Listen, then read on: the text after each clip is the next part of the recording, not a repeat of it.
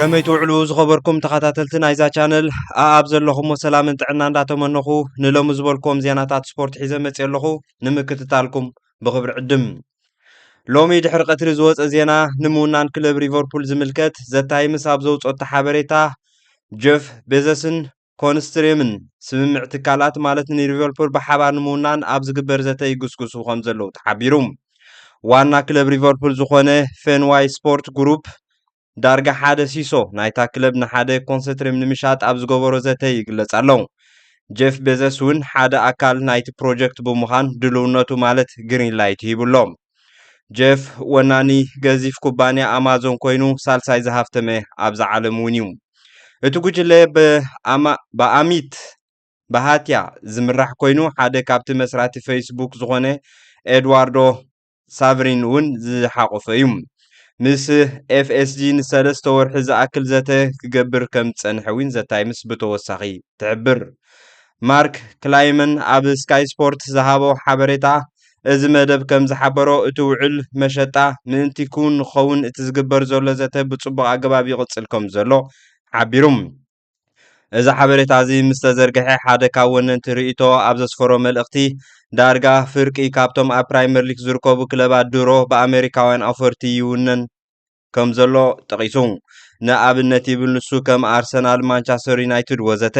ስለዚ እዚ እውን ካልእ ኣብነት ናይቲ ኣሜሪካዊ በዓል ጸጋ ኣብ ዓዲ እንግሊዝ ናይ ኩዕሶ እግሪ ኣሰር ይቐምጥ ከም ዘሎ ኣጋጣሚ ኮይኑሎ ይብል ብተወሳኺ FSG ስለ ዝቆጻጸሮ ኣብ ስትራቴጂን ምሕደራን ኣካይዳ እታ ክለብን ህፁፅ ዝኾነ ኣወንታዊ ይኹን ኣሉታዊ ለውጢ ኣይክህልን እዩ ቤዘስን ሳቨሪንን ሰብ ጸጋ እምበር ወሰንቲ ክኾኑ ኣይክእሉን እዮም ክብል ሓሳቡ ኣስፊሩሎም ብተወሳኺ ድሕሪ ኢፋንቲኖ ንፊፋ ናብ ኣሜሪካውያን ሰብ ጸጋ ንምሻጥ ዝገበሮ ፈተነ ሓያል ዕግርግር ዘሰዓበ ኮይኑ ብዙሓት ሰባት ነዚ እውን ከም ካልእ ክትንከፍ ዘይግብኦ ትካል ኩዕሶ እግሪ ንኽሽየጥ ዝቐረበሉ ጋጣሚ እንተዝርእይዎ ሙሉእ ይርዳእኒ ክብል እውን ወሲኹ ኣርዲኡ ናይ ዝዕለት ምስጋር ተጻወቲ ምስ ንዕዘብ ናብ ክለብ ሪያል ማድሪድ ዘሰጋገረቶም ተጻወቲ ናይ ዝወቕቲ 2026-27 ምስ ንዕዘብ ድሮ 6 ተጻወቲ ካብ ዝተፈላለያ ክለባት ኣፈሪማ ከም ዘላ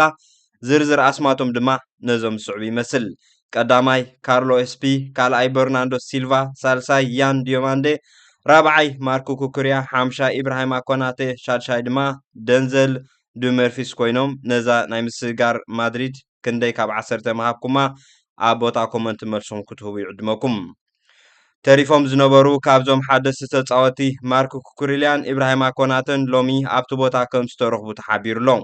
መዓስ ጥራይ እቲ ካብ ዕረፍቲ ዝቐነየ ድሕሪ ዋንጫ ዓለም መዛረቢ ኣርእስቲ ኮይኑ ዝቐነየን ኪልያን ዊን ኣብ ዛጋንታ ተረኺቡ ከም ዘሎ ፋብሪዚዮ ሮማኖ ሓቢሩም ናብ ካልእ ምስጋር ናይ ዝዕለት ምስናእቱ ማንቸስተር ሲቲ ምስ ኣያቢ ቦዓዲ ኣብ ውልቃዊ ውዕላት ተሰሚዓ ከም ዘላ ተሓቢሩ እቲ ወዲ 18 ዓመት መረካዊ ናይ ማእከል ተጻዋታይ ናብ ማንቸስተር ሲቲ ንምጽምባር ሓምላይ መብራህቲ ማለት ግሪን ላይት ሂቡ ከም ዘሎ ተሓቢሩ ምስ ወከልቱን ስድራቤቱን ዝተገብረ ኣኼባታትን ናይ ውዕል ሰነድ ተዳልዩ ከም ዘሎ ፋብሪዚዮ ሮማኖ ሓቢሩ ምርጫ ብዑዲ ኣብ ክንዲ 2027 ነዛ ክለብ ዝጽምበራ እዚ ወዲ 18 ዓመት መረካዊ ግን ምርጩ ሕጂ ምዛ ክለብ ተጸምቢሩ ክጻወት ድላይ ከም ዘለዎ ገሊጹሎም ዝስዕብ ምርጫ ናይ ክለብ ማንቸስተር ሲቲን ክለብ ሊለን ይኸውን ናብ ክለብ ኣርሰናል ተሰጋጊሩ ዘሎ ምስ ኒውካስል ዝጻወት ዝነበረ ብሩኖ ጉማሬሽ ብዛዕባ ናብ ኣርሰናል ምስጋሩ ባህግታቱ ገሊጹ ንሱ ኣብ ኣርሰናል ዘለኹን ዋንጫታት እዩ ዝበለ ብሩኖ ብተወሳኺ ኣስተውዕሉ ኣብ ነፍሶ ወከፍ ጸወታ ተዋጋእ ክኸውን ንኣርሰናል ዝሓረኹሉ ዋንጫታት ንምልዓል እዩ ነዚ እውን ኣብቲ ዝበለጸት ክለብ እየ ዘለኹ ድሕሪ ምባሉ ፍጹም ተስፋ ይቆርጽኒ ንቃላተይ ደጊምኩም ክትርእይዎኹም ብምባል ዘረብኡ ዛዚሞም ናብ ክለብ ሊቨርፑል ናይ ምስጋር መስርሕ ምስ ንምለስ ወግዓዊ ምስጋር ኣራውጆ ናብ ሊቨርፑል ብፍልይ ዝበለ ዛንታ ተረጋጊጹሎም ሮናልድ ብ55 ሚልዮን ዩሮ ናይ ምዕዳግ ኣማራጺ ውዕል ሒዙ ምስ ሊቨርፑል ተጸምቢሩ ዘሎም ኣብ መግለጺኡ ድማ ኣብዛ ብዙሕ ታሪኽ ዘለዎ ዓባይ ክለብ ብምምጽአይ ኣዝየ ተሓጒሰ ኣለኹ ምዛ ናይዛ ክለብ ተጻወቲ ክራኸብ ብጣዕሚ ተሃንጥየ ኣለኹ ክብል ወሲኹ ንሱ ኣብ መወዳእታ ጸወታ ምዛ ክለብ ተጸምቢረ ክጻወት ውን ተሃንጥየ ኣለኹ ድሕሪ ምባል ንኽጅምር ውን ድልው ከም ዘሎ ድልውነቱ ኣረጋጊጹ እዚ ንዓይ ኣብዚ እዋን እዚ ኣብ ሞያይ ዓብ ስጉምቲ እዩ ብምባል ድማ ዘረብኡ ዛዚሙ ኣብ መወዳእታ ዝወፀ ሓበሬታ ኣማስዩ ብዛዕባ ቻምፒየንስ ሊግ መንቲ ዕወት ብመንገዲ ፖሊማርኬት ግምታ ኣንቢራ ኣላ እቲ ወፂኡ ዘሎ ግምት ወይ ገምጋም መንቲ ዕወት ድማ ነዚ ይመስል